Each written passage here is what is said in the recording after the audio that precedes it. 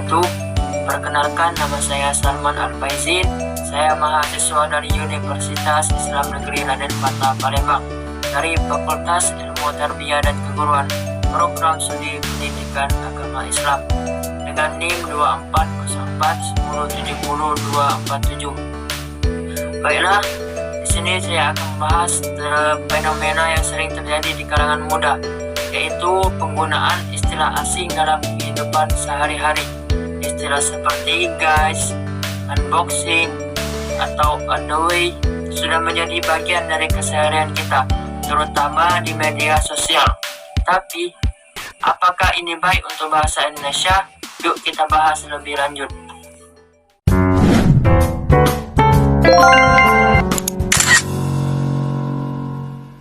Menurut saya, pengaruh globalisasi membuat kita semakin sering terpapar bahasa asing, khususnya dalam bahasa Inggris. Hal ini wajar karena kita hidup di dunia yang semakin terkoneksi atau terhubung.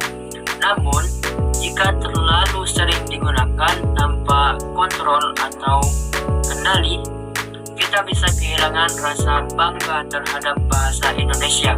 Bahkan, kosakata lokal kita bisa tergerus.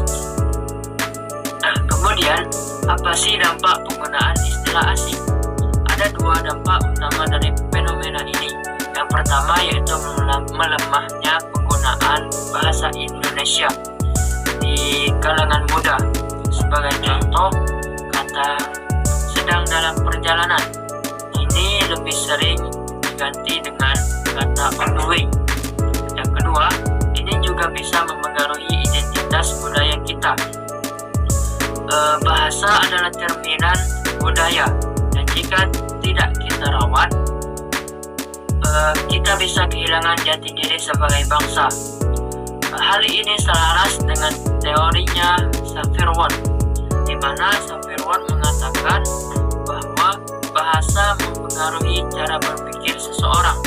Jika generasi muda lebih sering berpikir dalam istilah asing, maka cara mereka melihat dunia akan lebih terpengaruh budaya luar. Selain itu, Roland Robertson juga menjelaskan bahwa budaya global sering mendominasi budaya lokal, termasuk dalam segi bahasa. Kemudian, bagaimana sih solusinya agar bisa menerapkan atau berbahasa Indonesia? Yang pertama yaitu kita bisa mengadakan kampanye kreatif di media sosial, misalnya dengan tagar seperti bangga berbahasa Indonesia. Yang kedua yaitu institusi pendidikan. Kita bisa mengajak istilah lokal yang lebih relevan untuk media sosial. Misalnya kata unggah untuk upload atau kata ulas untuk review. Kemudian yang ketiga itu adaptasi bahasa. Contohnya kata gawai. Nah, kata gawai ini sudah populer sebagai penggantinya gadget. Hal ini membuktikan bahwa bahasa kita bisa modern tanpa harus kehilangan identitas lokal. Nah, jadi untuk kesimpulannya, bahasa Indonesia adalah bagian dari identitas kita. Kita tidak perlu meninggalkan bahasa asing sepenuhnya, tapi mari kita lebih bangga menggunakan bahasa sendiri, terutama dalam kehidupan sehari-hari. Bagaimana menurut kalian? Tulis pendapat kalian di komentar. Jangan lupa like, subscribe, and share video ini. Mungkin itu saja yang dapat saya sampaikan.